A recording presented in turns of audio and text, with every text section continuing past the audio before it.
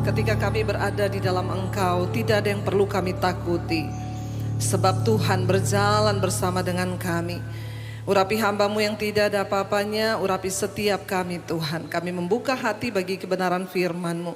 Di dalam nama Tuhan Yesus, kami berdoa dan kami sambut firman Tuhan. Sama-sama katakan amin, amin. Tepuk tangan buat Tuhan saudara, silakan duduk. Bapak Ibu yang terkasih, shalom. Bagaimana kabarnya hari ini? Luar biasa, karena kita punya Tuhan yang luar biasa. Saudara, apapun prediksi tentang tahun depan, jangan takut. Ya, banyak orang yang sudah mulai memikirkan apa yang kita harus lakukan tahun depan, tahun krisis, tahun depan akan terjadi begini-begini. Ya, berjalanlah bersama dengan Tuhan. Mari kita buka bersama Hakim-Hakim pasal yang ke-6. Kita buka bersama Hakim-Hakim pasal yang ke-6. Di sana judul perikopnya Gideon diangkat menjadi hakim.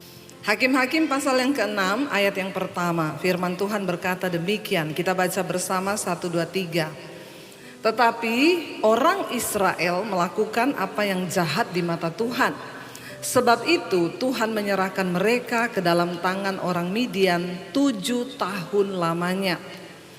Dan selama itu orang Midian berkuasa atas orang Israel. Karena takutnya kepada orang Midian itu, maka orang Israel membuat tempat-tempat perlindungan di pegunungan, yakni di gua-gua dan kubu-kubu. Saudara, kita tahu bersama Midian ini adalah keturunan keempat dari Abraham, anak dari Abraham dan Ketura. Setelah Sarah meninggal, Abraham mengambil seorang istri yang bernama Ketura, dan keturunannya itu adalah orang Midian. Kita tahu bersama orang Midian pernah dikalahkan oleh orang Israel ketika Musa membawa bangsa itu keluar dari tanah perbudakan di Mesir. Itu ada di Bilangan 31, 32. Ya, Tuhan menyuruh untuk orang Israel menaklukkan orang Midian. Dan Musa juga pernah berada di Midian. Dan karena itu istri Musa berasal dari Midian. Ya, tetapi orang Israel pernah menaklukkan orang Midian. Ya, tetapi Alkitab berkata, tetapi orang Israel melakukan apa yang jahat di mata Tuhan, sebab itu Tuhan menyerahkan mereka ke dalam tangan orang Midian 7 tahun lamanya. Perhatikan, dosa, kejahatan itu selalu membawa dampak yang tidak baik bagi hidup manusia. Ketika mereka melakukan apa yang jahat di mata Tuhan, Tuhan menyerahkan, Tuhan loh yang menyerahkan mereka ke tangan orang Midian.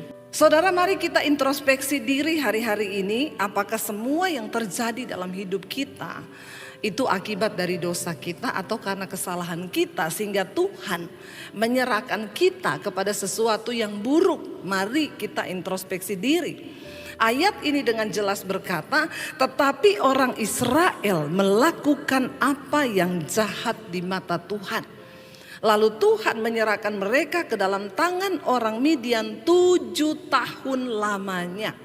7 tahun itu lama atau cepat? Kalau orang sekolah sudah lulus SD ya 7 tahun. SMP SMA itu cuma 6 tahun. Berarti lumayan, pendidikan 7 tahun itu lama. Ya, untuk membuat mereka belajar dari kejahatan 7 tahun mereka harus membayar. Jangan sampai hari ini kita juga berada di dalam proses yang begitu lama itu karena akibat kejahatan kita. Kita belajar nanti dari pasal ini. Dan dikatakan di sana ayat yang ketiga, sehingga mereka ini dalam keadaan ketakutan saudara. Selama itu dikatakan orang Israel ini berada di dalam ketakutan. Saking takutnya mereka itu kepada orang Midian, maka orang Israel itu membuat tempat-tempat perlindungan, kubu-kubu di gunung-gunung, di gua-gua. Kira-kira enak gak saudara hidup dalam ketakutan seperti itu? Tidak enak loh saudara, hidup di dalam ketakutan tuh menderita. Sampai bersembunyi di gua-gua, ini kan keadaannya berarti seperti orang di masa-masa kerusuhan ya, kekacauan ya. Mereka harus tinggal di gua-gua, di gunung-gunung untuk bersembunyi dari kejaran orang Midian.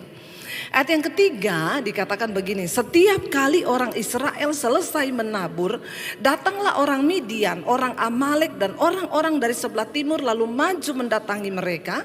Berkemahlah orang-orang itu di daerah mereka dan memusnahkan hasil tanah itu sampai dekat Gaza. Dan tidak meninggalkan bahan makanan apapun di Israel, juga domba dan lembu atau keledai pun tidak. Sebab orang-orang itu datang maju dengan ternaknya dan kemahnya, dan datangnya itu berbanyak-banyak seperti belalang. Bayangkan saudara, seperti belalang ini maju untuk menghancurkan, memunahkan semua hasil tanah mereka. Dan Alkitab berkata, orang-orangnya dan onta-ontanya tidak terhitung banyaknya. Sekaliannya datang ke negeri itu untuk memusnahkannya. Pergumulan apa yang sedang saudara alami hari ini? Saya yakin tidak sehebat dengan apa yang dialami oleh orang Israel di masa 7 tahun mereka Tuhan izinkan jatuh ke dalam tangan orang Midian. Ingat akibatnya apa? Karena mereka melakukan apa yang jahat di mata Tuhan. Jangan kita melakukan apa yang jahat di mata Tuhan, karena upahnya, hasilnya itu sangat-sangat mengerikan. Kenapa setiap kali saya berkhotbah selalu saya ingatkan bertobat, bertobat, bertobat. Karena dosa itu yang menjadi penghancur hidup manusia. 7 tahun lamanya Tuhan izinkan mereka di dalam masa itu. Ketakutan, dikejar, semua hasil tanahnya dimusnahkan. Sehingga Alkitab berkata tidak ada domba, lembu, kambing yang disisakan oleh musuh. Semuanya habis. Dan Alkitab mencatat di sini saudara, mereka diserbu dengan banyak orang yang datang. Ontanya tidak terhitung, sekalian itu datang untuk memusnahkan negeri itu. Ayat yang ke-6 berkata di sana, sehingga ya keadaan orang Israel bagaimana? Sehingga orang Israel menjadi sangat apa? Melarat oleh perbuatan orang Midian itu. Lalu berserulah orang Israel kepada Tuhan. Keadaannya melarat. Seburuk apapun keadaan kita hari ini, saya yakin tidak ada yang seperti yang dialami oleh bangsa Israel di 7 tahun ketika Tuhan mengizinkan mereka masuk dalam malapetaka. Dosa menghancurkan hidup manusia. Dosa akan membawa kita dalam ketakutan. Dosa akan membawa kita dalam segala hal yang tidak mengenakan. Sebab Tuhan itu adalah Allah yang kudus. Dan seringkali Tuhanlah yang mengizinkan kita ada di dalam keadaan itu. Karena itu hari ini yang terpenting, mari kita introspeksi diri. Bayangkan dalam keadaan ketakutan, tidak ada hasil tanah, tidak ada lembu kambing, tidak ada apapun yang bisa mereka hasilkan. Sehingga orang Israel menjadi sangat apa? Melarat. Ada di sini yang lebih melarat daripada yang mereka alami hari ini? No. Kita masih bisa makan sehari 3 kali, ada yang 5 kali. Iya Pak ya. Makanya bersyukur. Kenapa kisah ini ditulis? Menjadi pelajaran bagi kita.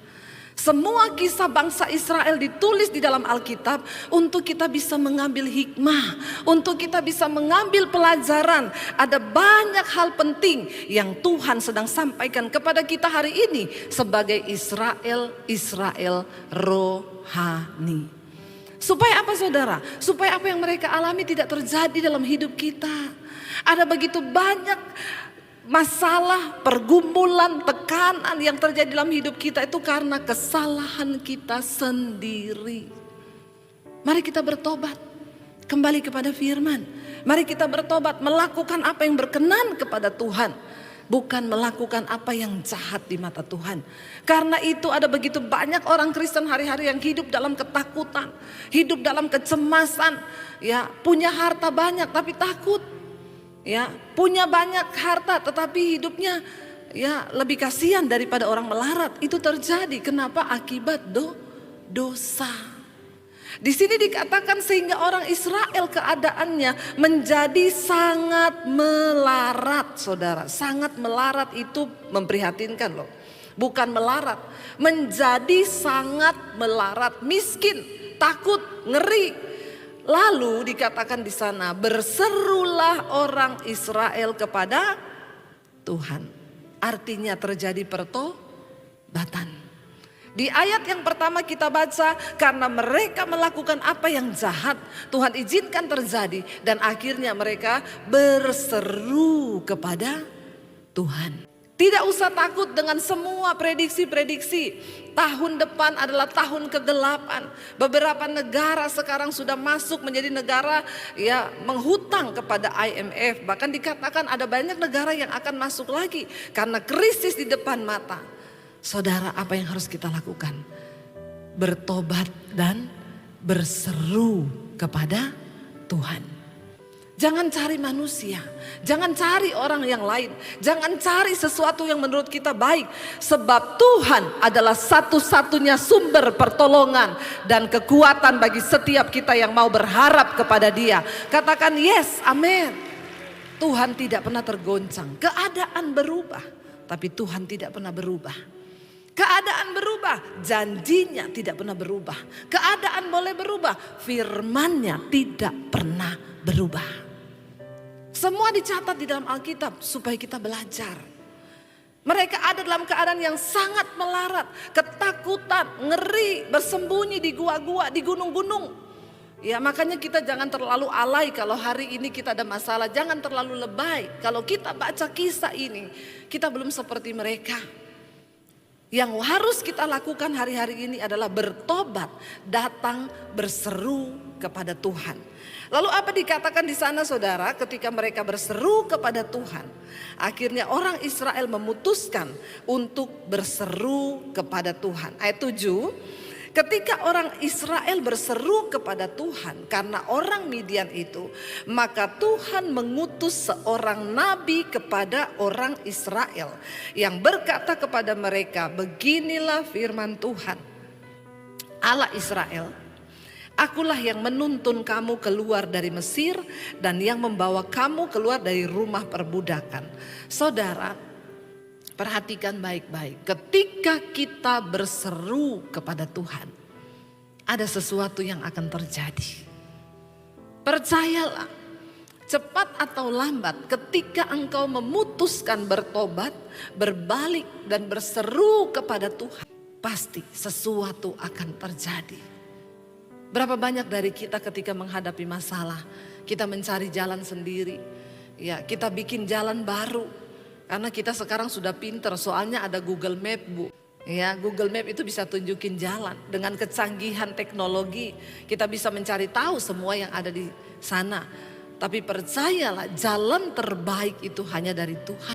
Ya, karena Google Map bisa hilang sinyal. Saya kalau pelayanan di Jakarta dulu saya sering nyetir sendiri. Diundang pelayanan, Bu, nanti orangnya telepon daerah Bekasi ya Bu, nanti ibu keluar tol itu ada perempatan ke kanan belok kiri. Saya bilang gak usah ngomong begitu Pak, kasih alamatnya. Sherlock, saya nanti cuma ikut Google Map karena saya tidak menguasai daerah itu. Jadi saya pakai Google Map, saya gak lihat, saya cuma ikuti suaranya. Dia bilang 10 meter belok kanan, 5 meter belok kiri. Tapi kalau di daerah sunyi dia bilang sinyal hilang. Google Map bingung, asal dia aja bingung apalagi saya. Ya, kita jangan mengandalkan sesuatu yang menurut kita itu sudah pasti. Sebab tidak ada yang lebih pasti di hidup ini selain Tuhan. Amin. Mereka berseru kepada Tuhan. Dengan cara apa engkau menyelesaikan masalahmu hari ini? Apakah engkau datang kepada Tuhan atau engkau melakukan sesuatu yang lain? Berseru dulu kepada Tuhan. Jangan cepat-cepat ke penggadean menyelesaikan masalah tanpa masalah. Padahal nambah masalah. Kalau nggak bisa bayar cicilan bunga, maka anguslah barangmu. Cari Tuhan dulu. Berlutut di kaki Tuhan dulu. Kenapa seringkali kita tidak melihat mujizat terjadi di hidup kita? Karena kita selalu punya cara sendiri untuk bisa melakukan semua hal di hidup ini yang kita pikir secara manusia kita bisa. Kita perlu berseru kepada Tuhan. Ketika mereka berseru kepada Tuhan, Alkitab berkata ayat yang ke-7, ketika orang Israel berseru kepada Tuhan karena orang Midian itu, maka Tuhan mengutus. Ada kata ketika, maka ini adalah namanya hubungan sebab akibat. Ketika mereka berseru kepada Tuhan, maka Tuhan mengutus seorang nabi kepada mereka. Waktu engkau berseru kepada Tuhan, maka Tuhan turut bekerja di dalam hidupmu. Jangan cari yang lain. Duduk di kaki Tuhan, berseru kepada Tuhan. Dikatakan di sana, maka Tuhan mengutus seorang nabi kepada orang Israel yang berkata kepada mereka, beginilah firman Tuhan Allah Israel, akulah yang menuntun kamu keluar dari Mesir dan yang membawa kamu keluar dari rumah perbudakan. Kenapa Tuhan harus ingatin itu lagi ke bangsa Israel? Kenapa saudara? Karena mereka sudah mengalami begitu banyak mujizat tuntunan Tuhan. Ketika mereka dibawa keluar dari tanah perbudakan di Mesir, mereka melihat penyertaan Tuhan. Tidak punya makanan, dikirim mana, gak punya daging, dikasih burung puyuh. Mereka tidak kelaparan. Tuhan bilang, ingat apa yang sudah pernah aku lakukan di dalam hidupmu. Mari kita ingat di masa-masa yang lalu. Engkau pernah mengalami Tuhan. Tuhan yang sama yang pernah menolongmu di masa yang lalu. Dia juga Tuhan yang sama yang sanggup menolong engkau di masa sekarang dan juga sampai di masa yang akan datang. Katakan amin. Amin saudara. Dia Tuhan yang tidak pernah berubah. Saya setiap kali ada dalam persoalan, saya duduk di kaki Tuhan dan saya bilang, Tuhan, di masa yang lalu aku pernah mengalami yang lebih sulit dari ini. Dan engkau menolongku Tuhan. Karena itu tidak ada yang perlu saya takutkan. Tuhan yang sama yang tidak pernah berubah itu, dia juga yang akan melepaskan kita dari setiap persoalan di hidup ini. Jangan pernah takut. Imanmu itu harus tetap sama. Tuhan ingatkan mereka. Pertama kali ketika Tuhan menjawab seruan mereka, apa yang Tuhan katakan? Aku Tuhan yang dulu pernah membawa engkau keluar, menuntun kamu keluar dari Mesir dan membawa kamu masuk ke tanah perjanjian. Ingat akan perbuatannya di masa yang lalu. Ingat saudara, kita semua pernah ditolong Tuhan. Bahkan hidup ini yang kita miliki sekarang itu dari Tuhan. Napas hidup yang kita punya itu dari Tuhan. Tuhan mengingatkan mereka pertama kali akan perbuatannya. Jangan pernah lupa itu. Dikatakan di sana, aku melepaskan kamu dari tangan orang Mesir. Ayat yang ke-9.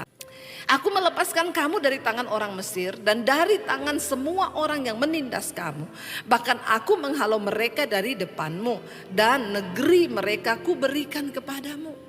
Ingat Tuhan bilang, aku dulu pernah berperkara dengan engkau. Engkau sudah melihat perbuatanku yang ajaib. Kita sudah melihat perbuatan Tuhan yang besar. Kita sudah mendengar tentang kedahsyatannya. Kenapa hari ini kita ragu? Jangan pernah ragukan Tuhan saudara. Dia Tuhan yang sama dan tidak pernah berubah. Seringkali kitalah yang berubah percaya. Seringkali kitalah yang berubah setia, tapi Tuhan itu tidak pernah berubah. Tuhan bilang, aku pernah melakukan sesuatu yang dahsyat. Aku serahkan semua negeri orang-orang yang menghalau kamu. Aku pernah berbuat itu dan aku masih Tuhan yang sama. Kenapa akhirnya Tuhan menyerahkan bangsa Israel kepada orang Midian? Karena mereka mulai menyembah berhala. Mereka mengikuti dewa-dewa yang di tempat mereka tinggal. Mereka mulai terpengaruh dengan orang-orang di sekitar. Mereka mulai meninggalkan penyembahan kepada Tuhan. Saudara, jangan pernah tinggalkan penyembahanmu kepada Tuhan. Tetap bangun hubungan yang intim dengan Tuhan. Jangan engkau berubah setia hanya karena uang engkau melupakan Tuhan yang adalah sumber berkat itu. Mari kita terus taruh Tuhan sebagai nomor satu dalam hidup kita. Dia yang sanggup mengatur semuanya. Dikatakan di sana saudara, ayat yang ke-10. Dan aku telah berfirman kepadamu, akulah Tuhan Allahmu. Maka janganlah kamu menyembah Allah orang Amori yang negerinya kamu diami ini. Tetapi kamu tidak mendengarkan firmanku. Jangan menyembah kepada sesuatu yang lain. Orang Israel diam di negeri orang Amori dan mereka ikut penyembahan berhala orang-orang itu. Berapa seringnya kita ini hanyut saudara. Ketika ada dalam satu keadaan akhirnya kita mulai meninggalkan Tuhan. Mungkin dengan kesibukan kita. Kita lupa dengan hubungan kita dengan Tuhan. Kita mulai lupa dengan kita membangun mesbah Tuhan. Lalu kita mulai melupakan Tuhan. Kenapa banyak persoalan terjadi? Karena engkau mulai meninggalkan penyembahanmu kepada Tuhan. Kembali kepada Tuhan. Cari Tuhan. Kekuatan kita itu hanya di dalam hadirat Tuhan. Saudara, Tuhan yang sanggup melepaskan engkau. Mungkin musuh kita sekarang bukan bangsa-bangsa seperti orang Israel. Musuh kita mungkin dosa. Beberapa waktu yang lalu saya ketemu dengan seorang pria. Dan dia bersaksi kepada saya. Dia bilang, "Bu, saya ini seorang gay. Saya homoseksual. Saya jatuh di dalam dosa saya itu, saya nikmati lama, Bu. Saya itu sering buka YouTube. Saya sering dengar khotbah ibu, saya skip, saya nggak suka dengan ibu. Karena ibu selalu menyuruh orang bertobat. Tapi ketika masa pandemi Bu, saya terdeteksi ketika saya cek HIV. Saya terdeteksi reaktif HIV saya. Saya mulai ketakutan Bu. Saya ketakutan, lalu saya mencari Tuhan. Dokter kasih saya obat dalam waktu sebulan. Dokter bilang saya coba kasih kamu obat dalam waktu sebulan, mudah-mudahan bisa menjadi negatif. Berdoalah kepada Tuhan. Dan akhirnya dia di situ takut kena HIV, dia cari Tuhan. Dia mulai buka YouTube. Dia bilang yang muncul muka ibu terus. Akhirnya saya klik. Saya dijamah Tuhan dengar khotbah ibu. Ketika saya mendengarkan semuanya bahwa saya harus bertobat. Karena semua ini terjadi karena dosa saya. Saya menangis di kamar saya Bu. Lalu saya mulai membuka hati untuk menerima Tuhan dalam hidup saya. Saya mengikuti semua khotbah-khotbah yang ibu sampaikan. Saya putuskan hubungan dengan teman-teman yang lama itu. Saya tinggalkan pergaulan saya yang lama. Dulu saya suka ke night club, saya suka gini. Saya putuskan Bu. Saya menjauh dari mereka. Saya bilang iya, karena firman Tuhan berkata pergaulan yang buruk itu akan merusak kebiasaan baik. Kamu harus putuskan, berani untuk keluar dari sana. Lalu dia putuskan semuanya saudara. Dia cari Tuhan, dia bilang setiap hari saya ikut mesbah doa, mesbah syukur. Walaupun saya ke kantor nyetir, saya tetap dengar, saya tidak pernah tinggalkan. Iman saya mulai bertumbuh Bu. Puji Tuhan ketika sebulan saatnya dokter menyatakan hasil. Ketika dites kembali saya negatif Bu. Dan saya melihat Tuhan turut bekerja. Dan saya tinggalkan semua komunitas saya. Sekarang saya benar-benar kuat di dalam iman. Saya sekarang malah menginjili teman-teman saya yang ada di dunia itu. Saya percaya Bu, Tuhan sanggup menyembuhkan. Tepuk tangan buat Tuhan saudara. Jadi gak ada yang mustahil, orang bilang homo itu gak bisa sembuh. Waktu Tuhan yang menjamah. Tidak ada perkara yang mustahil. Saya bilang sama dia, kamu denger ya, Tuhan itu ciptakan laki-laki dan perempuan. Tidak ada yang melambai-melambai, itu gak ada. Tuhan gak pernah salah dalam mencipta setengah laki setengah perempuan, itu gak ada. Tuhan cipta laki ya Tuhan cipta perempuan. Saya bilang, maaf ya, binatang aja, binatang. Saudara kan tidak pernah lihat kucing itu kawin sama kucing jantan kan? Saudara pernah lihat kucing jantan terus meow. Pernah saudara lihat?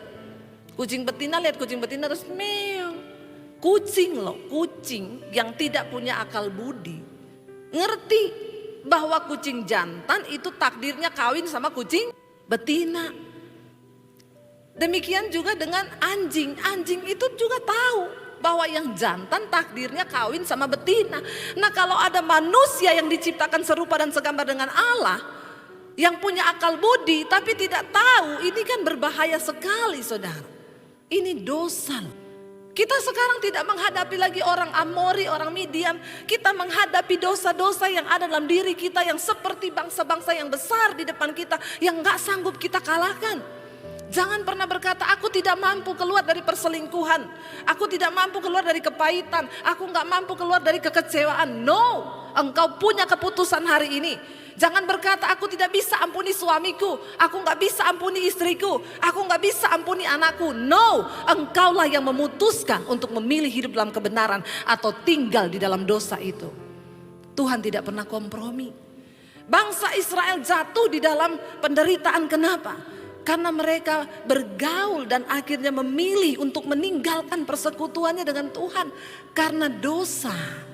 Saudara, mari kita bertobat. Dosa apa yang masih engkau simpan hari ini? Bertobat, tinggalkan, kembali kepada Tuhan.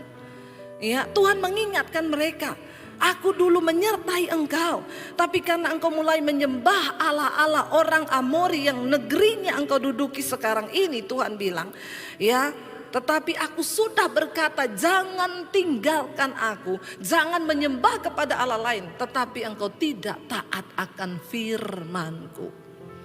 Semua masalah yang terjadi dalam hidup kita cuma karena satu kok, kita gak mau nurut sama firman. Coba kita nurut kepada firman, saudara. Kalau Tuhan bilang lepaskan pengampunan, lepaskan. Tidak usah gengsi. Kalau Tuhan bilang ya tinggalkan dosa, kenajisan, tinggalkan. Tuhan bilang tinggalkan kesombongan, tinggalkan. Mari kita berbalik kembali kepada Tuhan. Ayat 12 berkata, ayat 11, kemudian datanglah malaikat Tuhan dan duduk di bawah pohon tarbantin di Ofra, kepunyaan Yoas orang Abieser itu. Sedang Gideon anaknya mengirik gandum dalam tempat pemerasan anggur agar tersembunyi bagi orang Midian.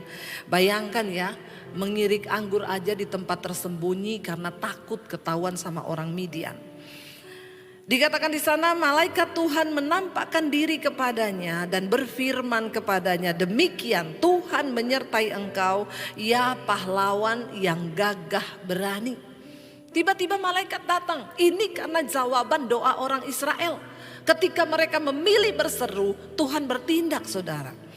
Dikatakan malaikat menampakkan diri kepadanya dan berfirman, Tuhan menyertai engkau, ya pahlawan yang gagah berani. Ayat 13, jawab Gideon kepadanya, ah Tuanku, jika Tuhan menyertai kami, mengapa semuanya ini menimpa kami?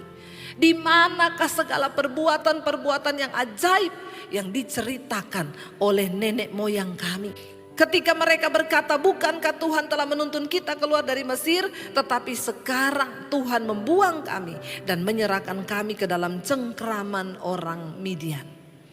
Waktu malaikat datang menampakkan diri kepada Gideon, Tuhan menyertai. Di dalam keadaan sukar, percaya Tuhan itu tetap menyertai. Tuhan itu tetap ada. Tapi apakah kita mau melibatkan dia atau tidak, itu urusan kita.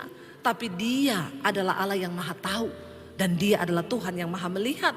Tinggal kitanya, maukah kita menyertakan Tuhan di dalam hidup kita, di setiap kesusahan kita. Gideon berkata dalam keputusasaannya kepada malaikat itu, ah Tuanku, jika Tuhan menyertai kami, mengapa semuanya ini menimpa kami? Di manakah segala perbuatan-perbuatannya yang ajaib itu? Seringkali kita pun bertanya seperti itu. Tuhan, aku ini masih ke gereja. Aku tuh di gereja nyanyi. Aku itu memberi persembahan. Tapi kenapa hidupku seperti ini Tuhan? Kalau memang Tuhan menyertai aku, di mana perbuatanmu yang ajaib? Aku ini terlilit utang puluhan tahun gak selesai. Aku ini berantem tidak selesai-selesai.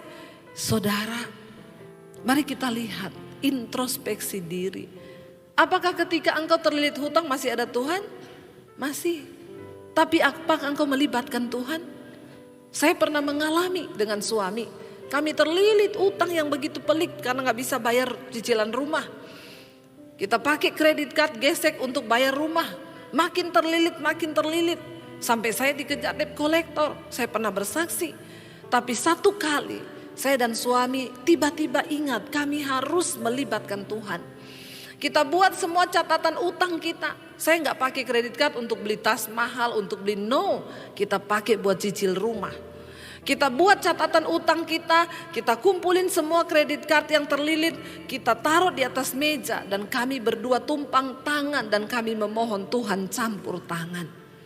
Kami mau mengalami kelepasan dalam setiap hal yang tidak baik ini. Kami terlilit hutang Tuhan, kami melibatkan Engkau. Ampuni kalau kami salah melakukan semua ini. Kami bertobat, Tuhan tolong campur tangan. Tidak lama setelah itu saudara, saya melihat Tuhan mulai buka jalan. Tuhan buka jalan dan akhirnya semua lunas. Sekarang saya beli apa-apa semua cash, gak ada utang. Ditelepon dari kredit card, tepuk tangan. Halo ibu, kami dari bank mau tawarin kredit card buat ibu sekian. Kalau beli ada promo, ada gini-gini, enggak butuh. Kami mau tawarin utang bu, tidak pakai bunga. Saya transfer langsung ke rekening ibu, bisa sampai sekian ratus juta. Saya tidak butuh. Kenapa ibu nggak mau? Saya nggak mau utang, sudah mau kiamat. Langsung teleponnya putus, nit. Saudara, mungkin engkau belum melibatkan Tuhan.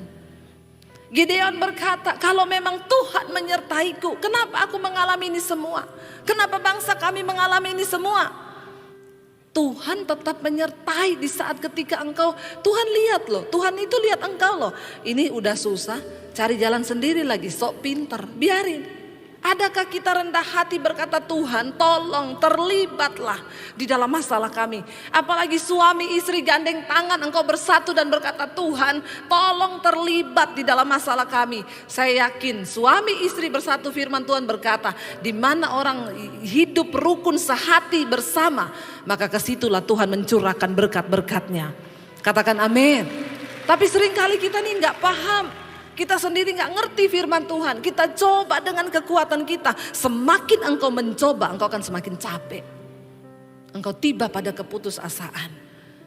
Gideon berkata, Tuanku, kalau memang Tuhan menyertai kami, mengapa semuanya ini menimpa kami? Tuhan tetap beserta.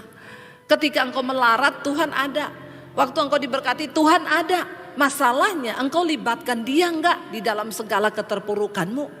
Rendahkan hatimu, minta Tuhan turut bekerja. Ketika engkau berdoa, maka Tuhan pasti akan menjawab.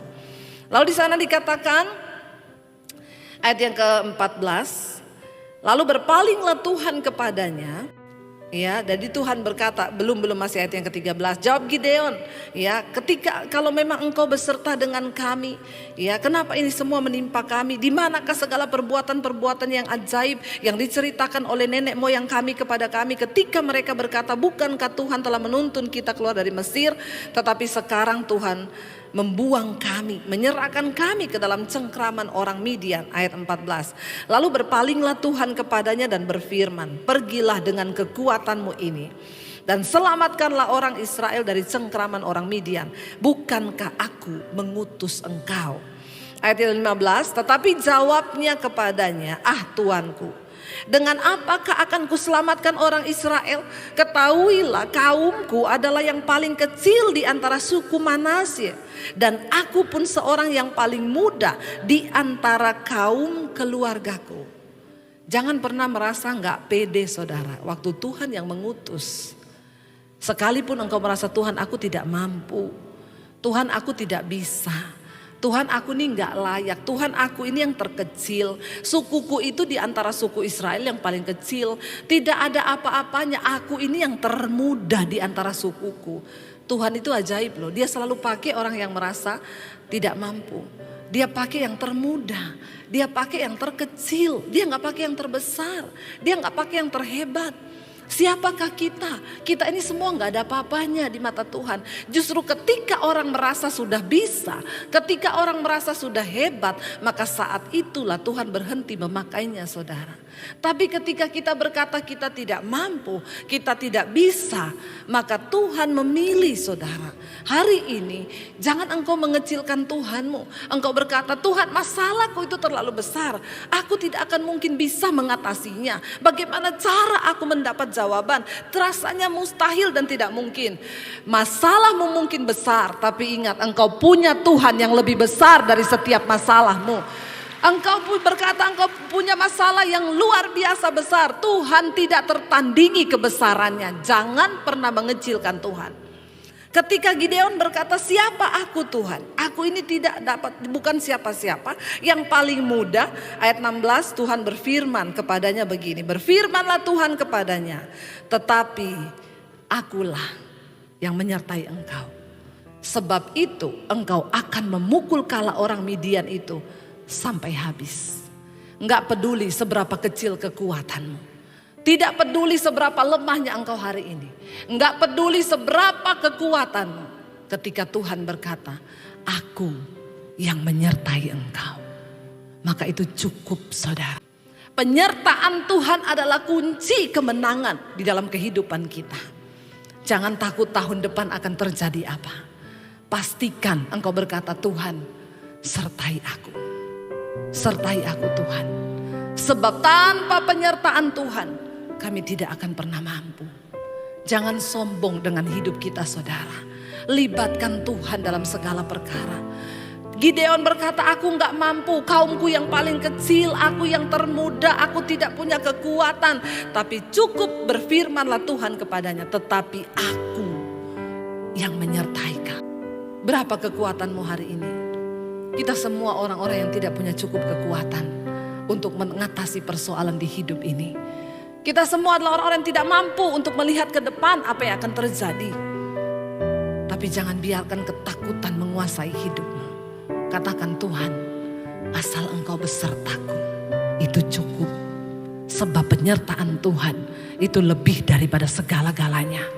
Penyertaan Tuhan itu lebih dari cukup. Penyertaan Tuhan yang akan membuat kita menang menghadapi setiap situasi. Ketika kekuatan kita habis, kita gak bisa apa-apa. Dan kita memang tidak punya apa-apa. Jangan andalkan pikiranmu. Dengar bapak-bapak, engkau yang berbisnis, engkau yang berusaha. Jangan andalkan hikmatmu sebagai manusia. Libatkan Tuhan. Tanya istri, ajak istri ngomong, bawa dalam doa. Saya melihat suami-suami yang melibatkan istri, itu banyak yang berhasil dan diberkati Tuhan. Katakan amin bapak-bapak. Cuma satu yang kenceng. Istri bapak mana? Ada ya istri bapak? Jangan-jangan bapak udah istrinya gak ada tapi dia teriak amin. Ini bapak-bapak yang masih punya istri. Suami yang melibatkan istri dan mengajak istri untuk sama-sama berdoa. Saya melihat itu kebanyakan mereka diberkati Tuhan. Yang amin bapak-bapak dong. Aminnya rela. Ya, jangan berpikir istri itu taunya cuma ngeliwet. Yang penting masak di dapur. Istri itu adalah penolong yang Tuhan taruh di sampingmu bapak-bapak. Dan ketika engkau melibatkan istrimu, engkau gandeng tangan. Setiap keputusan bisnis, pekerjaan, ajak istri. Itu tanda sebuah kerendahan hatimu di hadapan Tuhan.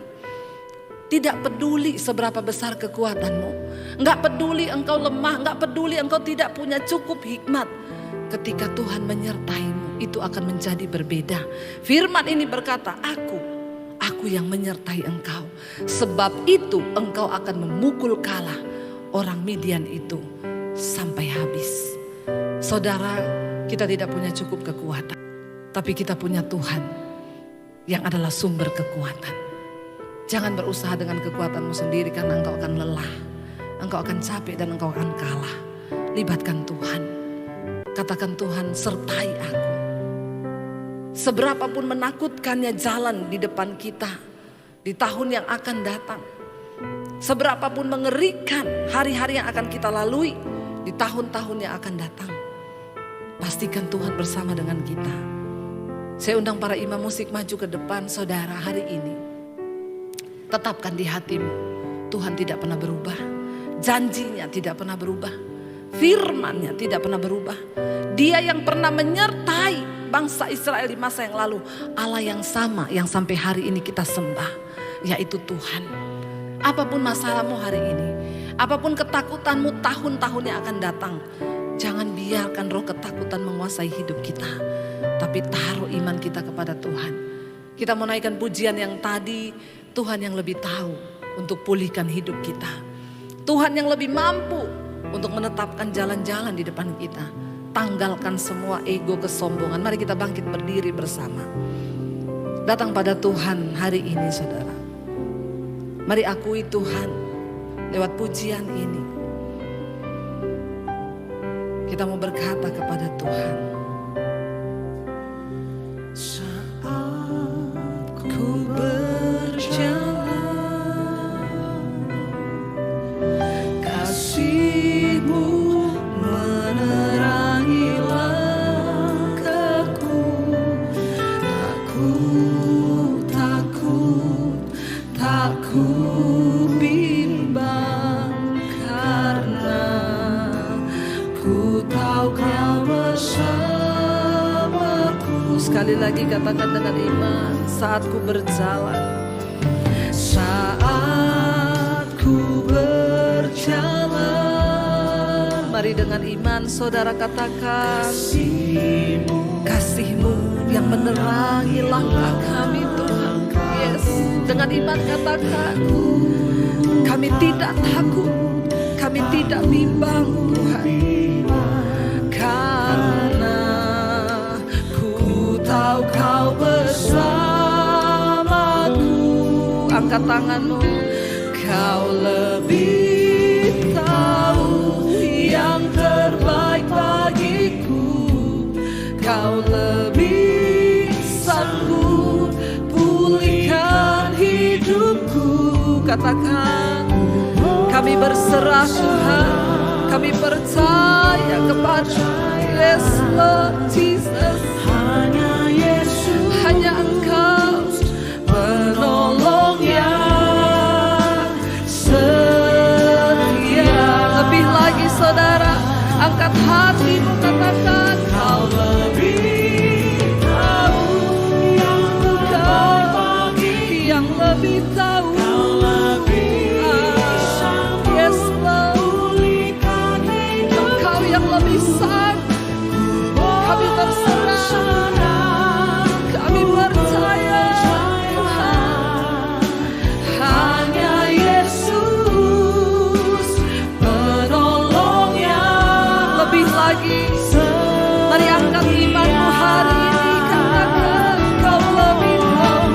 Kau lebih tahu yang terbaik bagiku. Kau lebih sanggup pulihkan hidupku.